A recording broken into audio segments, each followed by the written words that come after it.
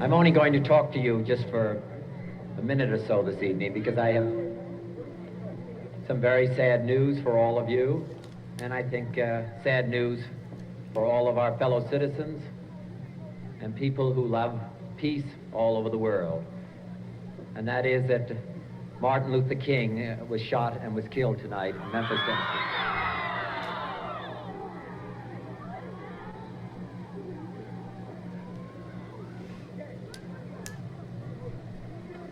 Martin Luther King dedicated his life to love and to justice between fellow human beings. He died in the cause of that effort.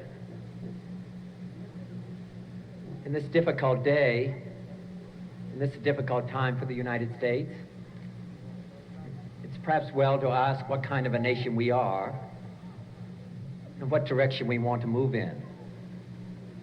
For those of you who are black, considering the evidence evidently is that there were white people who were responsible, you can be filled with bitterness and with hatred and a desire for revenge.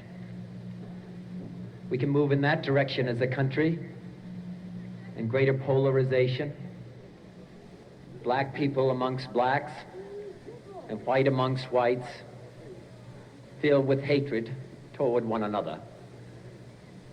Or we can make an effort, as Martin Luther King did, to understand and to comprehend and replace that violence, that stain of bloodshed that is spread across our land with an effort to understand,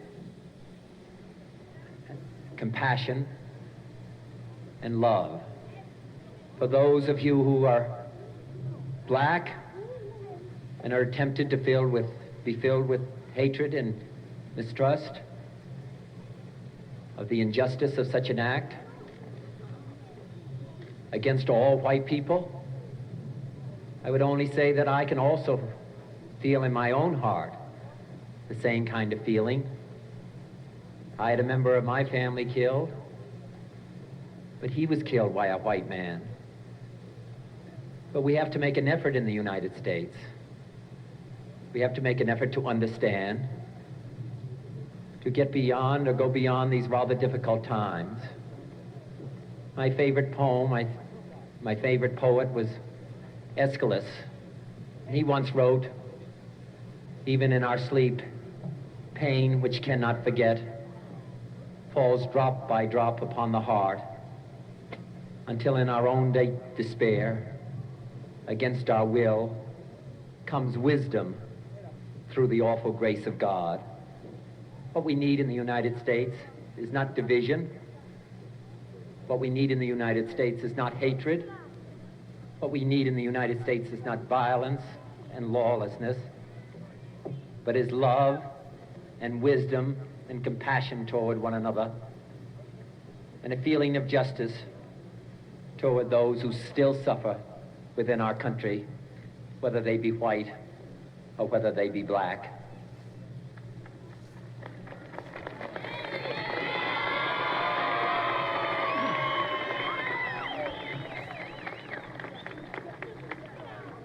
So I ask you tonight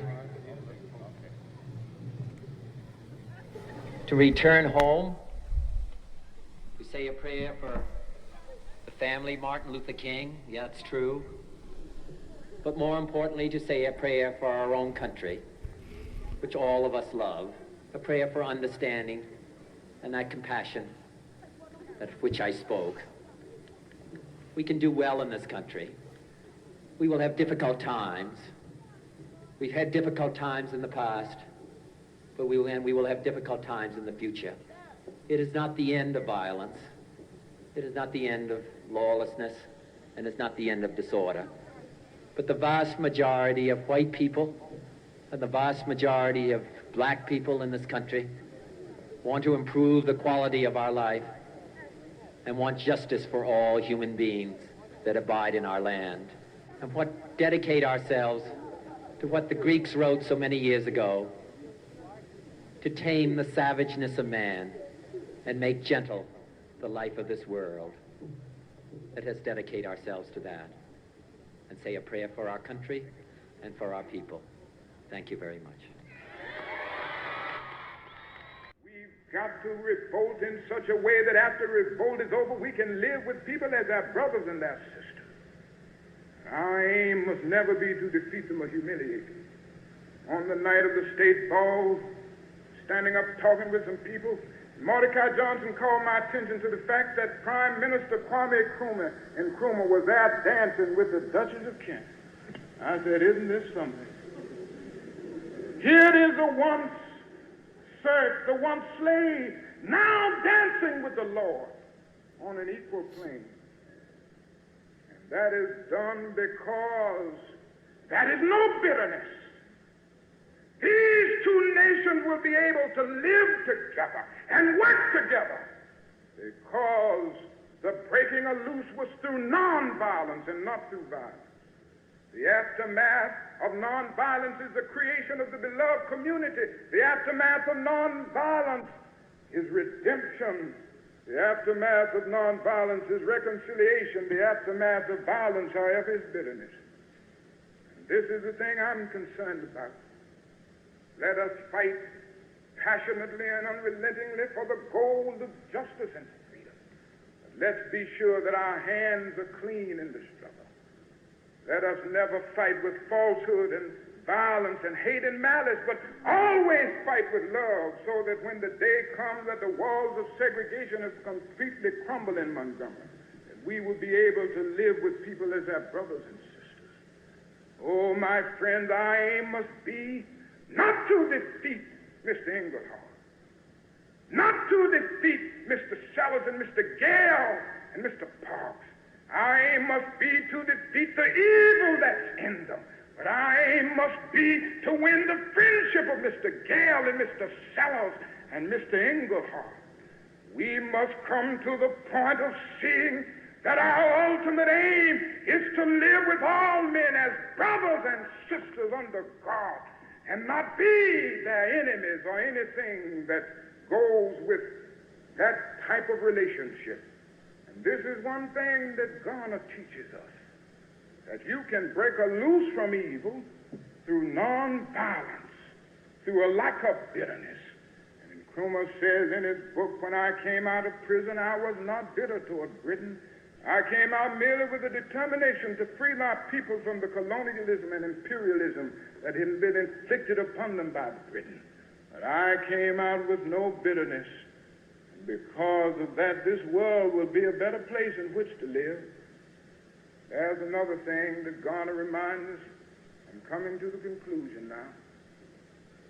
Garner reminds us that freedom never comes on a silver platter. It's never easy. Garner reminds us that whenever you break out of Egypt, you better get ready for stiff battle.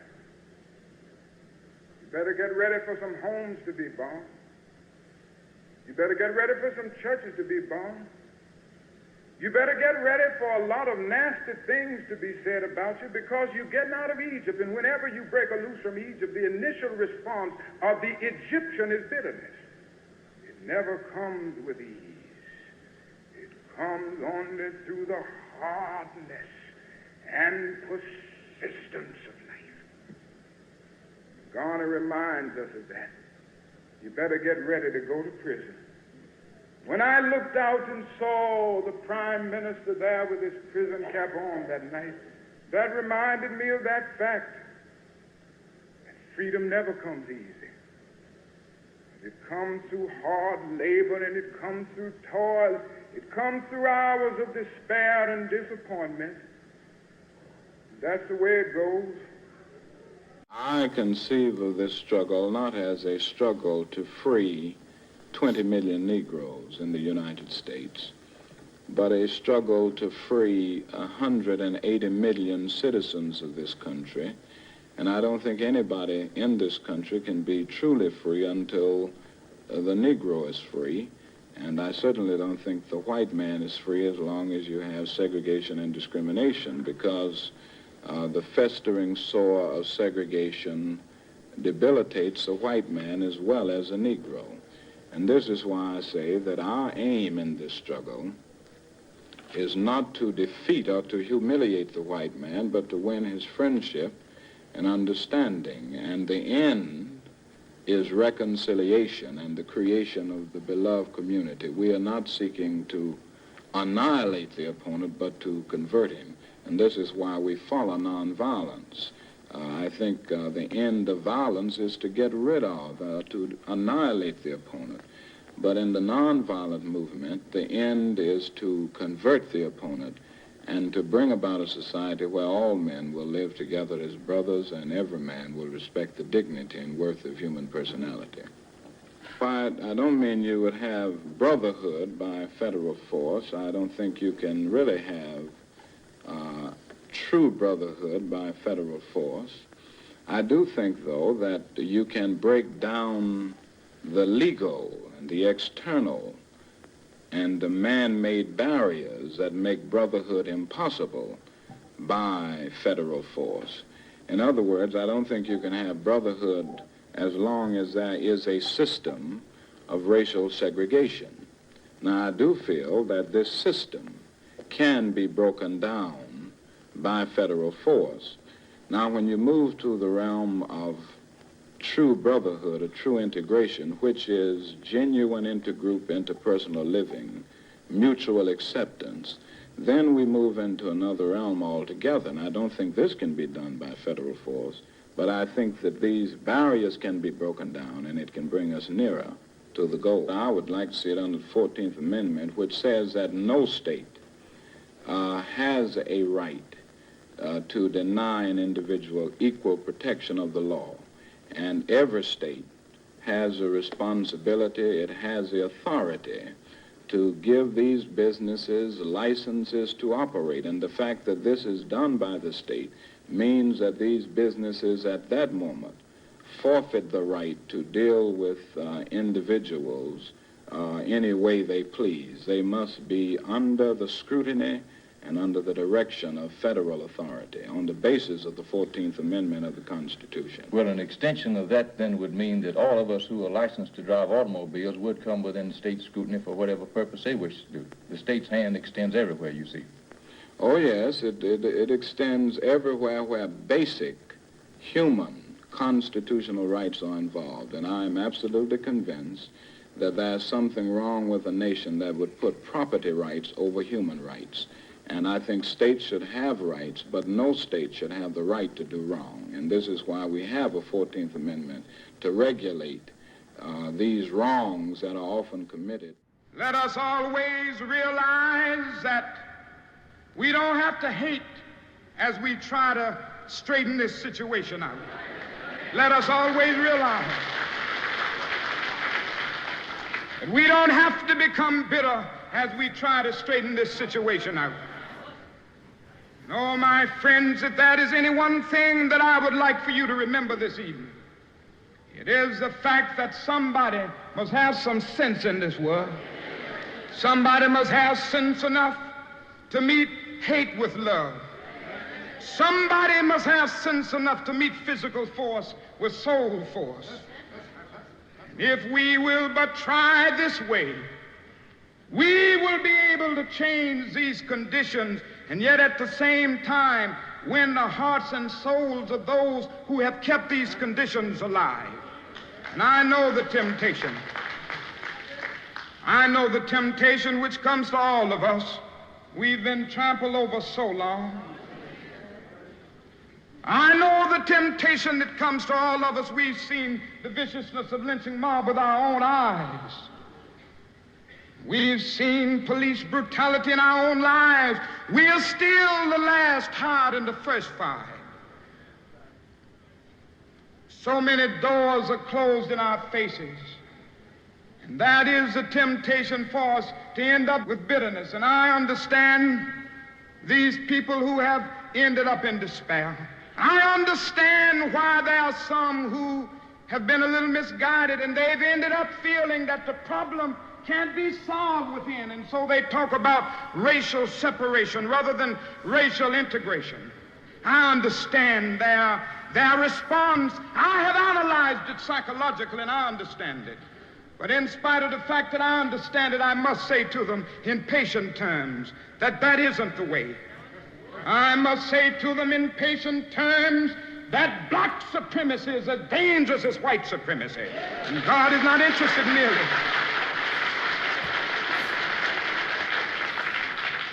God is not interested merely in the freedom of black men and brown men and yellow men.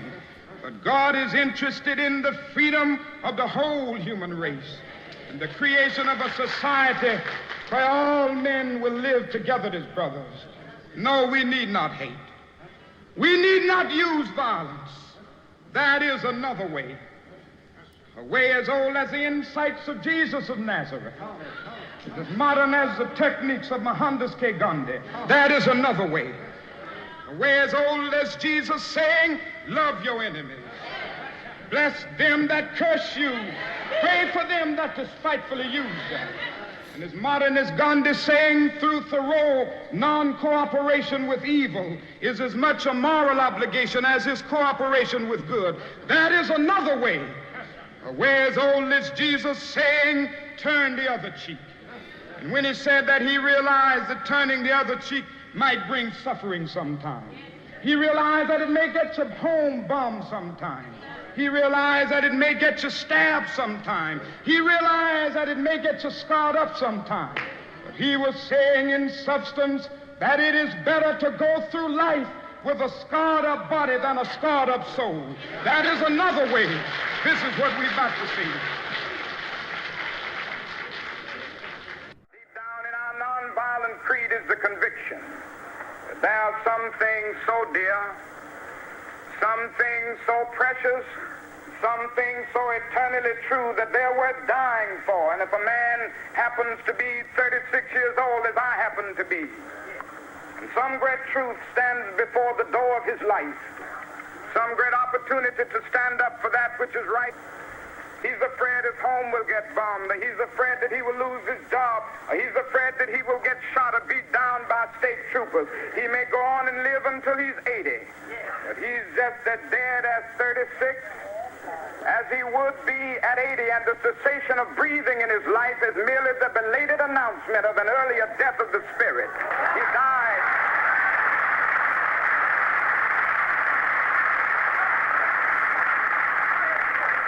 A man dies when he refuses to stand up for that which is right. A man dies when he refuses to stand up for justice. A man dies when he refuses to take a stand for that which is true. So we're going to stand up right here amid horses. We're going to stand up right here in Alabama amid the billy clubs. We're going to stand up right here in Alabama amid police dogs if they have them. We're going to stand up amid tear gas. We're going to stand up amid anything that they can muster up, letting the world know that we are determined to be free. Welcome to my podcast. Hey, you're listening to the JOYFull Podcast. This is a raw journal of the mindful revolution. My name's Ethan Sharrett. If you didn't get that already, this one's not going to have an intro. I had some selected speeches from Martin Luther King, and obviously it started with the one from his death, the very same day, I believe it was Robert Kennedy who made that eulogy and had to have something together to tell everybody at that point in time and address it, that MLK was shot. And the reason I put that one first is because I'm recording this on January 15th, Martin Luther King's birthday. However, when we think of MLK, we think of the time after him. He was assassinated. Assassinated, man. And when somebody is assassinated like that, it makes you just hold a magnifying glass to what they really meant and what they did. Not that we need a magnifying glass, because at that time, that stretch of, I guess it was from 56 or 57, when he started really gathering a lot of meetings, maybe 56 meetings by the time of 1961, 1962, he had an absolute movement unified with some of those. I selected some of those speeches to really highlight the philosophy that he had that was unique, that I think created that solidarity behind his specific philosophy. He had a specific philosophy now. And to give you a little background in case you forgot or in case you didn't know, let's see, he got a bachelor's degree from Morehouse College, another theological degree from Crozer Theological Seminary, and then his doctorate in philosophy from Boston University. And he became a preacher at a couple different, I believe 2 different churches, one in Atlanta and one in Montgomery, Alabama. By 1959, 1960, 1961, his philosophy was so identified as compared with everything else. He chose mathematically the best one to win for people, and that's why the selected speeches that I chose to kind of string together, some of them really hammered home that that was not just it definitely was not a let's be afraid of being whipped, so let's use nonviolence. Let's be afraid of a battle. It was, this battle's gonna hurt, but this is a freaking battle, and you guys can be proud of this. And this is a doctorate of philosophy now, who studied a lot of ways. That I guess the biggest way of the time. I love it. Clip number 2 that I chose. He talks about Gandhi. He says it with a different accent, Ghana, but he talks about Gandhi, and he talks about Gandhi so reverently, just because he lays out how violence against nonviolence, what's going to happen in the end. One's about annihilation, and one is about amending. And how, I don't need to say anything. Just dwell on that for a minute. The mathematical superiority he laid down of how to overcome what they were up against with civil rights in this country and with division in this country. And we can apply that to division. I really want to apply that to, there's no lack of civil rights laws anymore, thanks to what MLK did, thanks to his leadership. We don't need the federal government to make, I don't believe, any more laws, because he brought it the right way. He said in one of those speeches, actually I don't think the one that he mentioned specifically at the moment of time, I believe it was in 1961, he was giving a speech. He's like, all right, that's 285 cities now that have integrated their lunchrooms at their schools. These are city laws, but he was pressing for a federal law that would say, hey, if you want a license to do business, you're going to have to honor the 14th Amendment, which freed everyone and made everybody equal who's alive in this country. Oh man, that was one of the good clips. Let me go through them a little bit. So the first one was the eulogy from Robert F. Kennedy, and the one thing I took from that was the immediacy of the address, the spontaneity. You could hear the reaction. Like in this day and age, it's hard to like make an announcement that people hadn't heard of. You know, you get it. You get things intimately, and there's not a crowd reaction of learning something together. But you felt that, and I'm sure a lot of people already did know, but there were a few people that he announced that to that it hit them to the core, and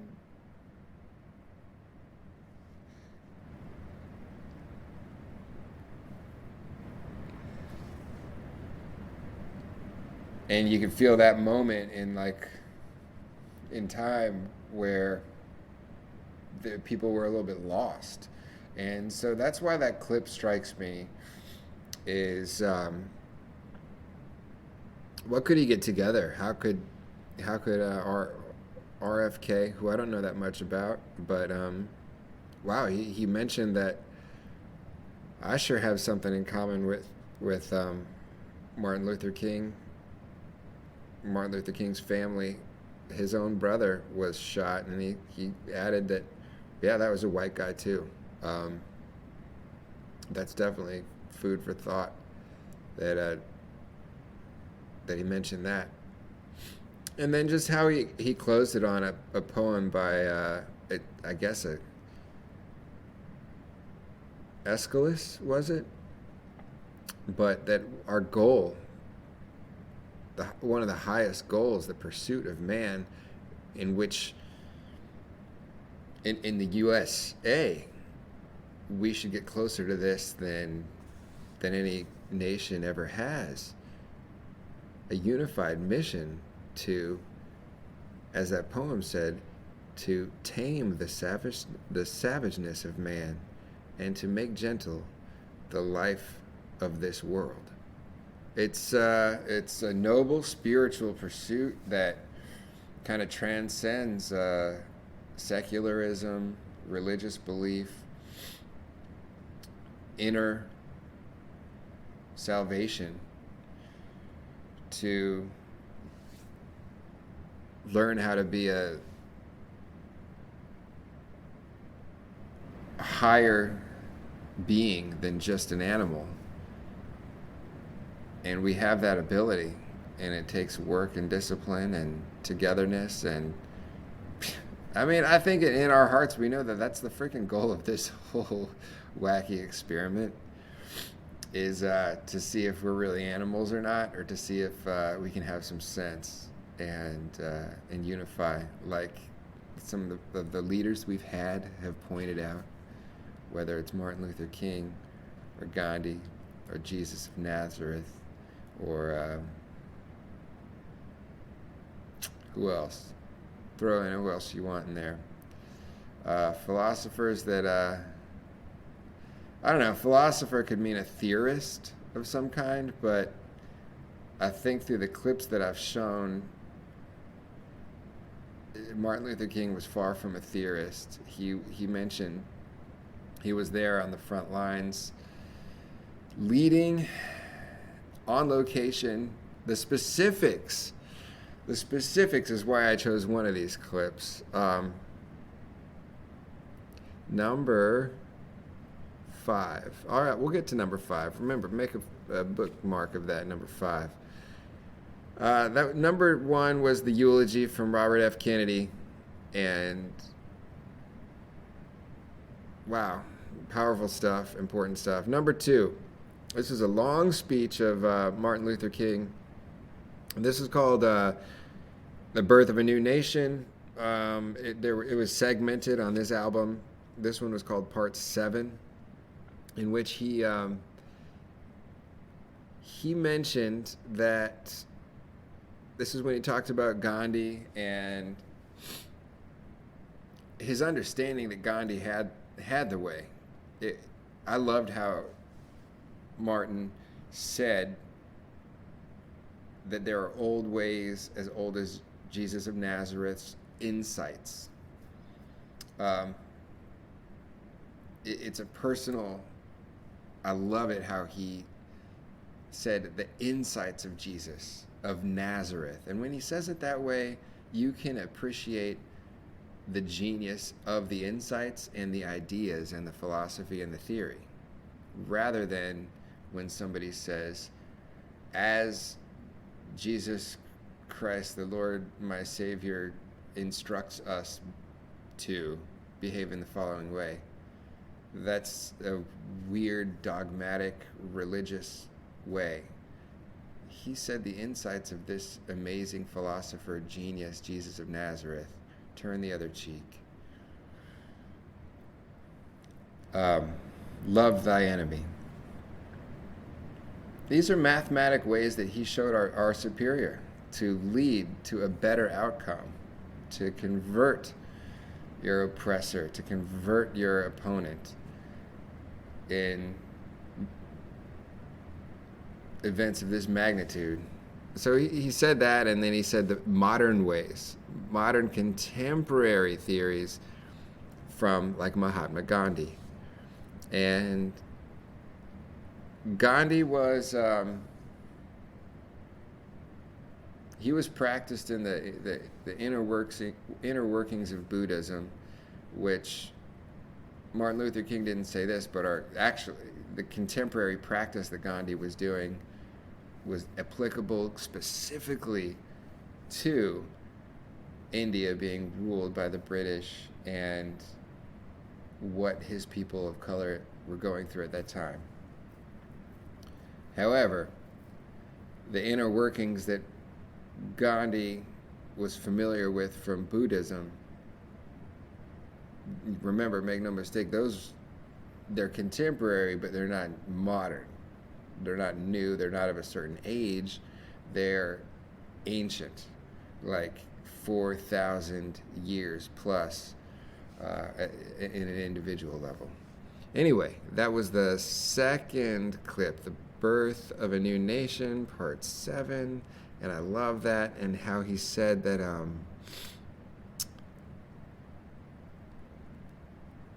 freedom never comes easily.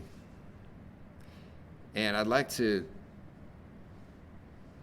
distinguish between like how that could be heard nowadays. Freedom doesn't come easy. That means we gotta like have a grenade launcher and guided missiles and storm under the cover of darkness and risk our lives to go and like into a hostile area and kill the hell out of a bunch of bad guys. That's freedom not coming easy either. That's freedom on the front lines. But freedom not coming easy, as Martin Luther King was talking about, was you are going to be cursed, punched, your friends, family, yourself might get their leg ripped off in a bomb in a church. You're going to be spit on by people who just can't get used to this new age. That's what he was talking about. So when he said the fight in that clip, the battle, and hanging in there, it wasn't like it through aggression. It was through those Gandhi, those Jesus teachings, the Jesus teaching of turning that other cheek regardless of what happens, and that's some big balls. All right, third clip. This was called Brotherhood, and let's see. Oh, this one was interesting. This one was when he said he was kind of like mellow talking to an interviewer, and in that day and age, the way that this guy was grilling him, you could put that guy as the modern day like Fox News counterpoint to your movement. Like, the slippery slope of what you're talking about, Martin Luther King, is that now, so you're saying that by wanting this federal protection for people to buy goods, to eat at any restaurant, you're saying that the federal government should thereby be able to tell every single person what to do with their business and have its hand in everything. The guy, I think it was something like the state's hand extends everywhere then. And Martin Luther King absolutely kept his cool. He wasn't trying to keep his cool. He was just cool because he was authentic. He was speaking so much from the heart. And he said, yes, the state's hand extends to where there are basic human rights. And he made that distinction. Like, we can get into other aspects of business or where the state's hand ends later. But what I'm talking about is basic human rights. And he said, there is a problem, sir, basically, he said, if the state puts property rights in front of human rights. And I'm not sure if that interview extended and they kept on talking about it. The clip that I found, it really seemed to be like, you can't argue with that. We have a fluid, moving type of law in this country that's ideally evolving towards the best thing possible, and therefore usually is the best thing possible, although in these times this is a big step forward that made it way closer to the best thing possible. Man, he shut that guy up by saying, man, I don't even like saying shut that guy up. He reminded that guy of the love that was in his heart for this. He said, there's something seriously wrong if we put property rights in front of human rights.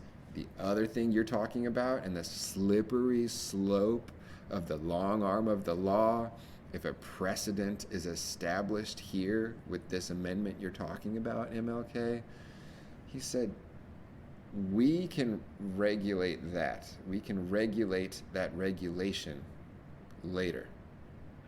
What I'm talking about is we're going to establish ourselves as a nation in agreement that human rights are going to be figured out, sorted out, and agreed upon, and then we can argue about what property rights are later, once we've established our human rights. So that's why I like that clip number 3 there. All right, clip number 4. This one was called The Better Way.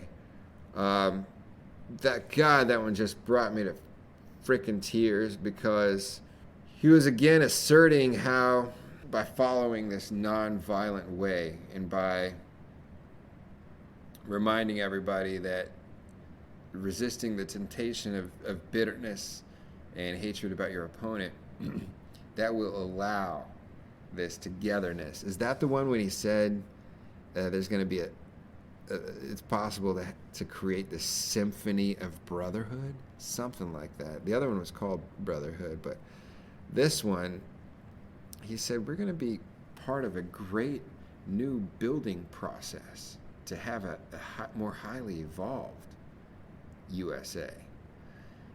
And damn, if that guy was pretending he loved the United States of America and all that it's supposed to be, he sure has me fooled, because he loved the USA and he painted a picture of it, I think, as we all thought it was as kids, before we realized how much give and take there always is to do. And he brought it back to, that's frickin' possible to exist at the higher plane, so that the things we're solving, and this is my podcast is about propelling this thing of joining through your internal development, developing a society that can work together to solve way bigger problems than surface distractions. We don't have to worry about like problems to solve.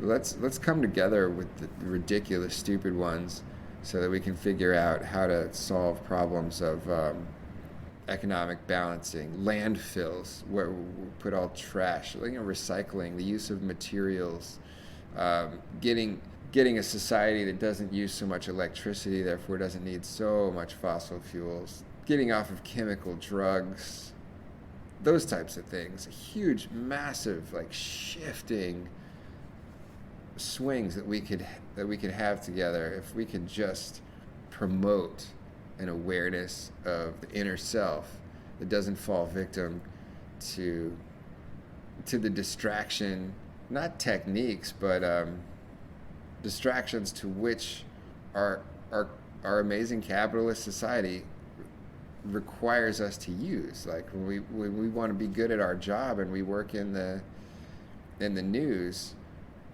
it's not like a technique we're using to ruin the country to highlight the bad stuff and make it seem bigger than it is, and to highlight the division and make it seem bigger than it is.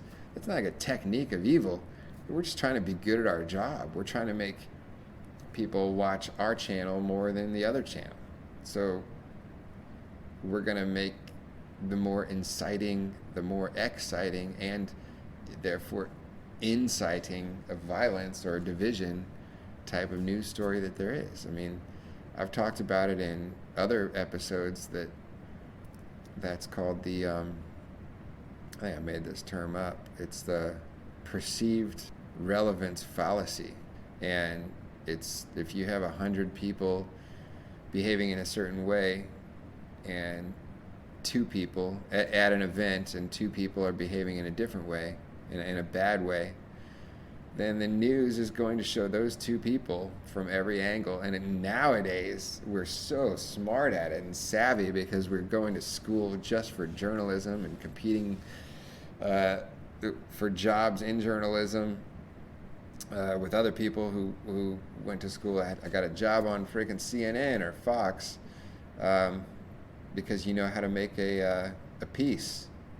You're going to show those 2 people who are a tiny, tiny minority of like an event, and I'm specifically thinking of the most recent one I remember here in the state of Virginia where I am, of Charlottesville, where there's like 30 people or less storming, aka walking around at and mouthing off at some event, and they made everybody watching from coast to coast for 30 to 90 people or something like that. I'm pretty sure it was more along the lines of 30 or less. They made them seem like that was this giant wave that had to be dealt with through their coverage of that. And more and more young kids that are learning how that works, and that are learning that you can't be swayed by that through mindfulness and through developing yourself, that they're not going to fall victim to that. But it still works now, that if you show that tiny minority of people who are popping off, all of a sudden, coast to coast, they're going to think like, wow, look at this. Look at how many crazy white supremacists there are still. Man, there may be 1,000. That's a pretty small, freaking tiny fraction of the United States. And it's so small that there's probably more dementia of other specific, like really specific. There's probably like more people who believe that they're, a superhero, that are locked up in some psychiatric ward over the world than there are people who agree with some of the things that the news, if produced in a way that they do, they can show us, make it seem very, very relevant and widespread when in fact it's not. One of the other clips I have, Martin Luther King, which one was, I just got done talking about the building of a new nation. I think that it's not in the one, I didn't get this one, but in one of his most famous speeches that I'm probably going to end with, that Have a Dream speech. I'm not going to play the whole thing. I'm going to play a little bit of the end of it. But he did remind everybody that these demonstrations that he was asking for, organizing flawlessly all over the place with diehard support that understood everything he said, that was behind it, that said, yes, that philosophy is perfect, and I agree with it, and I will do it, and I agree with your courage, and I want to have that courage too. I'm behind it. That type of energy. Martin Luther King reminded people, and I believe the I Have a Dream speech and several others, that don't be fooled and think that the small number of people who are basically belligerent represent any amount of us. It's a very small percentage of people who are doing that, and he just, don't be fooled. He glossed over it. I've been talking about that, I feel like, for 30 minutes now, because it's such a big deal to me what the news can do to people who watch it. I don't watch it anymore because it's been just the same thing except accelerating since I used to watch it a few years back. But I do not watch it anymore. I read some articles, probably too much, and I read on a given topic many different headlines that sound in different ways to kind of piece things together, and then I hear what people say about it. But as far as being glued to the news, man, that can suck you in, and that can give you a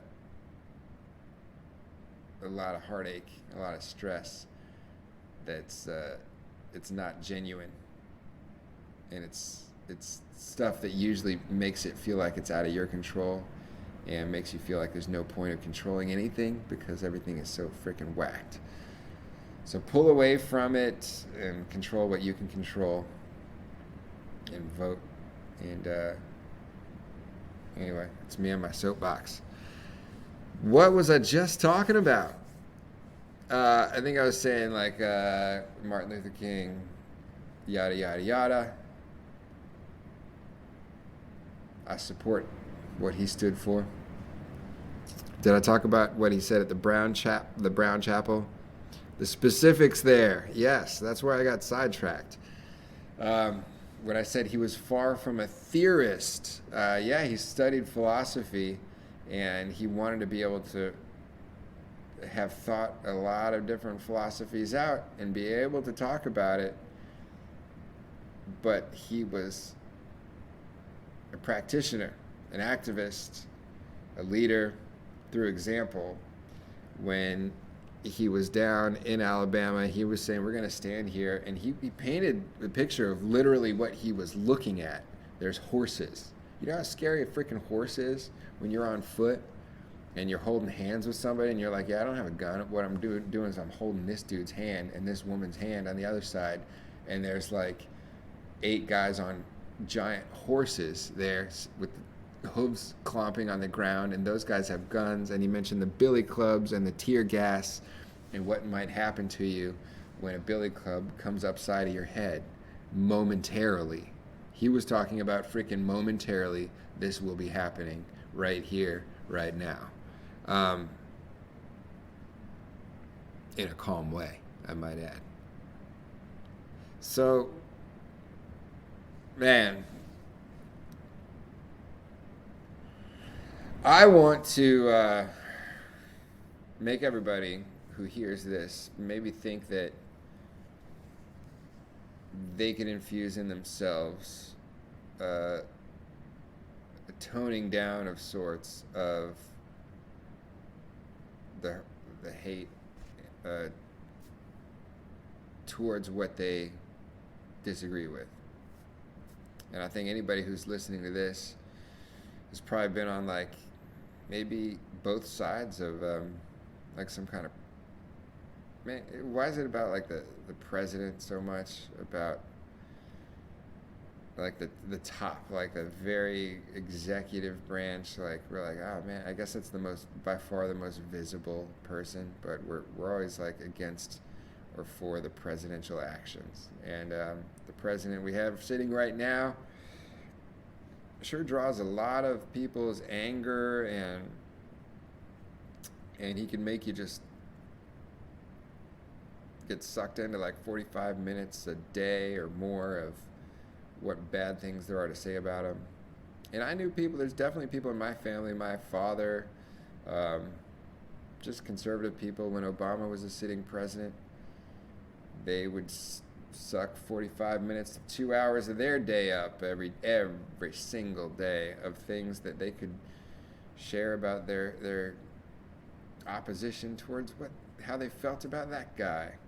And what I want to remind us all is that there's a lot of time that we spend doing that the mindfulness revolution is going to make kids not be victim to that anymore, because they're starting to study more and more what inside of your brain, there's something, when you're doing that, there's something that's not working on yourself. There's something that's focused externally, and there's a chemical that's released that is satisfying a certain part of your day, of your psyche, that's not being addressed by you. And to address yourself, it takes you away from the things, one, you can't control, and two, the things that make your brain feel hot with chemical hatred, exterior level. And it makes you seek more peace in what you can do and what you can share, that actually makes, if you do want a world that is more gentle in the life of this world and less savage through our divine human ability to think and choose our actions, if you do want that for yourself and for your fellow brothers and sisters, it makes you think about how to get that internally and not focus on the external. Mindfulness revolution, you and me, we may not realize it as much as some of the younger kids are, but there's some pretty cool movements happening worldwide where they're not going to be suckers for some of these things that we're allowing ourselves to be distracted by. And I encourage you and me to get on that sooner than later, because it's all smiles, and the possibilities are, like Martin Luther King was saying, like, dude, this one dude who was oppressed, and the royal family, Prime Minister of India and the royal family of Britain, somehow were doing a press conference where there's dancing and stuff like that, and it was pretty much the height of achievement for the nonviolent opposition and the solidarity and the love that Martin Luther King was talking about. This sure is rambling, but you guys have been good listening so far, if you're still listening. It's been emotional for me for the last few days trying to put these together, and I'm gonna talk about, should I talk about race a little bit? I should at least state my statement on racism, and that's that I don't like racism. And I think it can go the way of diseases that we no longer have, because they've been thought out. Polio, or any of those other diseases that we don't have anymore because they've been thought through. Chickenpox. Did you realize that, like, anybody over, I think, 32 or 33 years old, probably, we used to have to get chickenpox in order to, like, overcome it. They don't get it anymore. They inoculate for it in like a safe shot. It's standard now that, like, kids don't get chickenpox anymore. So, in just that same way, I know that as much as we're learning about the brain, and we will not hold accountable this thing that it kind of shows itself as racism if we don't know enough about it. But we're going to start learning more about it, and realizing that it's another instinct of our evolutionary minds that groups things together and actually can be dealt with scientifically. When we do that en masse as a people, more and more, which I think we're going to be really close to. We don't realize how close we are to that. We're going to start realizing and highlighting a bigger problem to address, and that's the issue of poverty. And we're going to start being able to say, wow, there's a poverty issue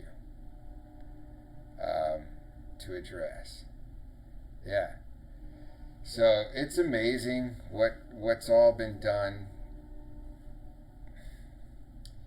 from the time of, just to think of how much equality of the law there is now. Equality of the law. Now there's not equality of practice and of business, and that has to do with historic and systemic poverty. We'll get into that. And ideally we'll just have less and less of our time focused on, like, these surface trivial distractions, like what's going on between black people and white people, and we will realize that, all right, it's serious and extremely easy to understand poverty problem. There is one race of people that started arriving as freaking property 275 years ago, only as property. And that people has nothing in common historically with the group of people that had people coming over with family seals that can be traced back like 400, 600 years ago. I had a boss that, man, this guy he was amusing. What a good boss, a great businessman. But what he'd like to do in his free time was like go to Sweden, where his family came from, and like trace back their history to like 500 years ago and see the crest, the family like crest, that he could trace back and be like, yeah, we've been well off since, before the United States was even like freaking discovered or something. And then my family used it as a sheer business endeavor. And so obviously that guy's family's well off, and he was my boss. He was, his job was basically just to manage what the assets that he inherited in his family that had money since before they arrived in the U.S. So there's one of the big prevailing races. I just hate that term, races, so much, but the one big prevailing race of us Anglo-Saxons, or whatever you want to call us, I don't know what the hell the term is, that some of us had family lines that set up, family comforts. A family will take care of you. If you can't make it, then your family's got your back. Well, going back 400 or 500 years, there are no family crests of people that were brought over as on purpose with nothing, so that they could be very similar to animals, because nothing, and then therefore made property. And when you realize the large scale of that, and you can put that on a map and count out impoverished neighborhoods, the less money your family had, less money if you have a lot of families that don't have any money, you have a lot of families that couldn't bail their kids out when they got in trouble, take care of them. And that's just math. We got to address that, how to enlighten and educate the youth more from areas that are historically like just hand-me-down poverty. Not hand-me-down wealth, hand-me-down freaking poverty. And that goes along with, I don't want to be too depressing about that, because I'm also absolutely astounded and amazed that given that crazy dichotomy of history, how much togetherness and how much success is found all throughout everybody, black, brown, yellow, white, purple, green, blue, throughout this country is. And that's the spirit, that's the heart of humankind, that's the heart of humankind that makes that possible. How awesome and together, and how many possibilities there truly are. But I really think that once we stop thinking that there's like this false dichotomy of any races, we're just going to realize the mathematics of historical poverty that there are. And we're going to hopefully start to just have some more compassion and address that there are countless neighborhoods, countless populations that we need to pour our resources and our brain power into, how to increase the learning potential, man, from pre-K all the way up, to just build stronger, smarter families throughout the poor folks. Because you can make it from being poor. You can. There's a lot of people that have done it. But it's not as easy, and if you have 1,000 well-off people, and if you slip through the cracks, they're way more likely to be picked up and be okay and not end up in prisons. If you have 1,000 poor people, and you got a lot more likely to struggle with how to make it, obviously. Man, I encourage you to, one of the guests that I had on a podcast last year, his name is Paul Rucker. I encourage you to go on to, if you can get through them, man, there's some hard videos to watch, but if you can get through some of his art installations, he's got this graphic that shows it shows a map of the United States and then prisons being built as like these little light bulbs on the map. It's an amazing work of graphic illustration, and it's like staggering where those freaking prisons are and how many of them there got to be, like especially after like 1991 in the late 80s and stuff like that. Bam! It's crazy, these prisons. Anyway, we need to think about that. We need to put our think tanks on that, and we don't need to put our think tanks on how to make like better, awesome video games with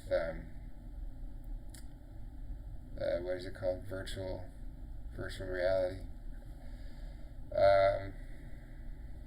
Yeah, just to bring more people together so we can really tackle problems together. Man, let's tackle a big problem, get together, and then tackle those other problems once we're together. That's my big thing in this podcast. I don't know how I got to that, but I guess maybe it's on my mind.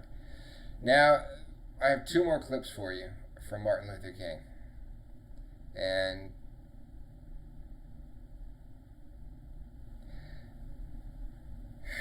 this one is, it's the day after he died. And in every clip of him speaking,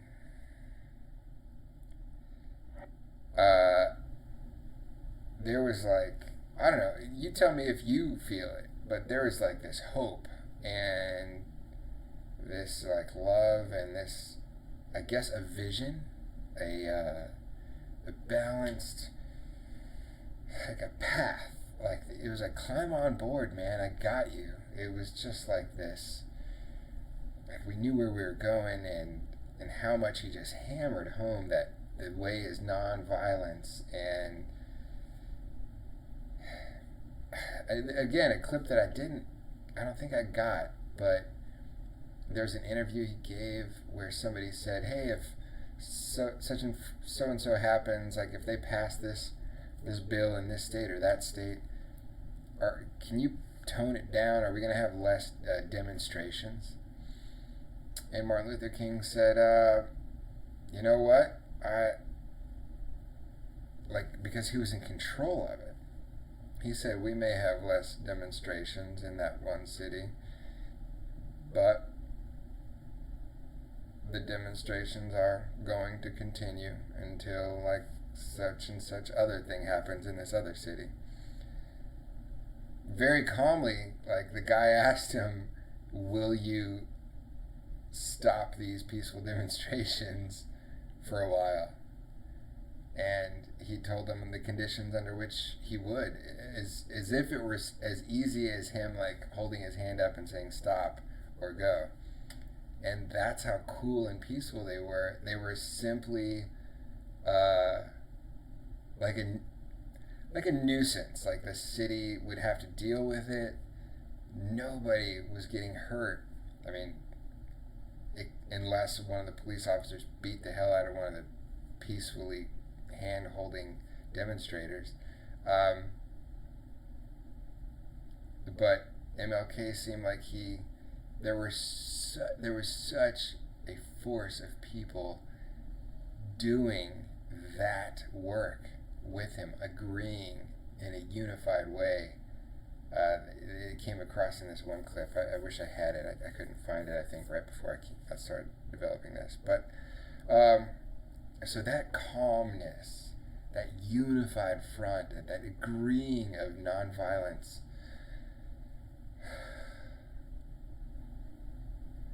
and then I'm going to play for you this clip the day after he was assassinated. And see if you could tell the chilling loss that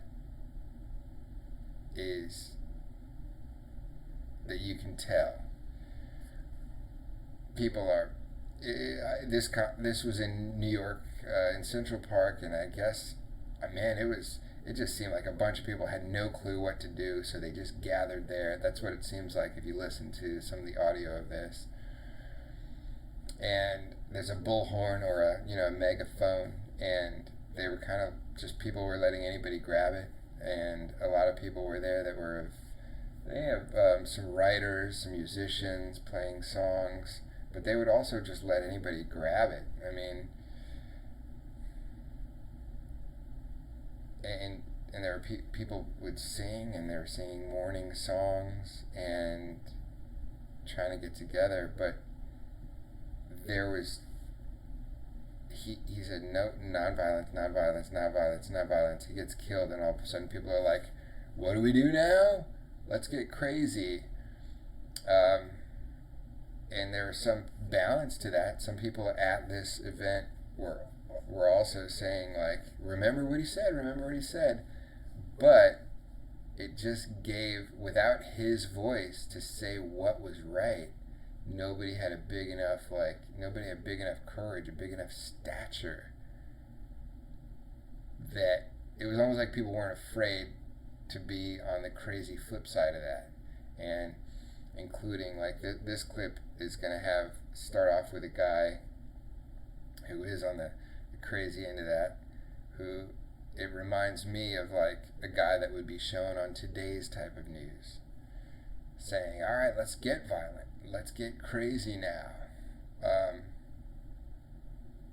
And Martin Luther King, literally 2 days prior, the day before his death, he said, I'm not afraid of dying. We know where we're going. I've told you basically that our lives are in jeopardy when we do this, but this is the way. And then he's dead, and then so people are like, let's make up our own new chaotic, crazy way. But there were people, so it's going to start off with one guy saying, let's get violent now, and people disagree with that. And just see if you can tell the difference of the vibe. With the guy's voice just not being present on Earth anymore. So I guess it's up to us to really do what we can to not just be like Christmas Day. It goes away the day after Christmas, not Christmas anymore. Day after Martin Luther King Day, it's not Martin Luther King, let's just forget it. Remember, dude, there are heroes like Gandhi, Jesus, Martin Luther King. Remember, those are like the biggest deals we have to take all throughout time. And all right, well, just listen. Like, just imagine the clips I've been playing you about peace and everything, and listen to this. But also, listen to the people that are terrified that it is going to careen off the tracks and go away from what MLK was stating, all right? This ain't getting us nowhere. This non-violence just died. We gotta have violence out here. That's right. You white people out here, vindicate yourself. I'm tired of this now. We black people have to have a stand. We gotta stand. You hear that? I'm from the high, and I know. I'm from Bedford Stuyvesant. No, you can't. I ain't finished. Black power. Black power. Beep, beep. Bang, bang. Ungawa. Black power. Not here for violence. People, I'd like to say we're not here for violence. We're here to mourn a man who was great to all of us.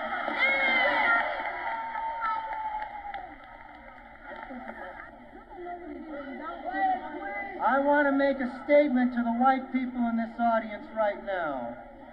First of all, I think that just a minute. We are not going to get this place. Just 1 second. All right, first, I think that the people who came here to mourn and to mourn only should stay here. But there are people who came here for another reason, and I think they should go somewhere else.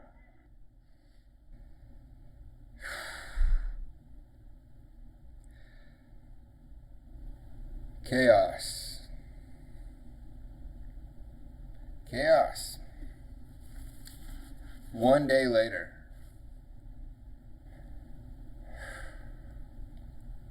I'm going to end by saying thank you, God bless, namaste, and just a little bit of the speech that we all just can't, hear too much. And just, I don't know what else to say. Just, there's not a whole lot of people that come by like this. So, man, thank God we got the day off of work. But when we're talking about heroes, and when we're talking about courage, just let's not forget it. This will be the day. This will be the day when all of God's children will be able to sing with new meaning, "My country, tears of thee. Sweet land of liberty, of thee I sing. Land where my fathers died, land of the pilgrim's cry. From every mountainside, let freedom ring. And if America is to be a great nation, this must become true. So let freedom ring. From the prodigious hilltops of New Hampshire, let freedom ring. From the mighty mountains of New York, let freedom ring. From the heightening Alleghenies of Pennsylvania, let freedom ring. From the snow-capped Rockies of Colorado, let freedom ring. From the curvaceous slopes of California. But not only that, let freedom ring from Stone Mountain of Georgia. Let freedom ring from Lookout Mountain of Tennessee.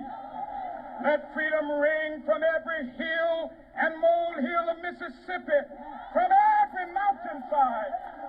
Let freedom ring, and when this happens, when we allow freedom ring, when we let it ring from every village and every hamlet, from every state and every city, we will be able to speed up that day when all of God's children, black men and white men, Jews and Gentiles, Protestants and Catholics, will be able to join hands and sing in the words of the old Negro spiritual, free at last, thank God Almighty, we are free at last.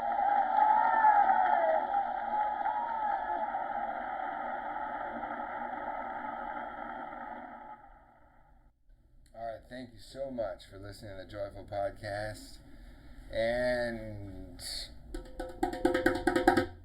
God bless. Namaste. Learn how to meditate. Learn how to do something that helps you internally. Learn how to do anything new.